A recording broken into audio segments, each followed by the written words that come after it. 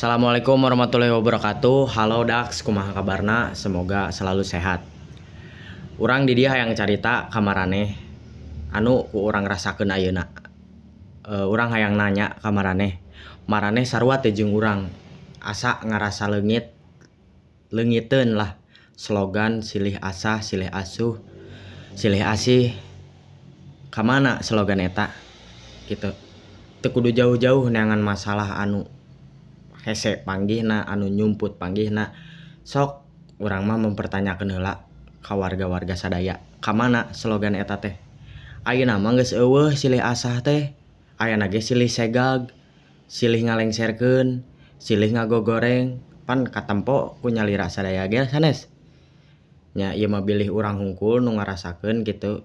Matak urang di dieu mempertanyakeun perihal eta gitu. Lamun sarua berarti di dieu arurang kudu mengembalikan slogan eta nu silih asah, silih asuh, silih asih, silih wawangi. Karena arurang rumasa urang teh turunan Prabu Siliwangi, urang teh turunan Pangeran Pajajaran, jadi ulah sampe leungit budayana.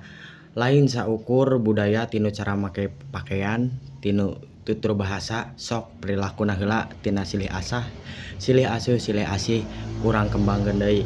Urang teu aya niatan ngomong ka sasaha, urang mah ieu mah mepeling ka sadayana nya.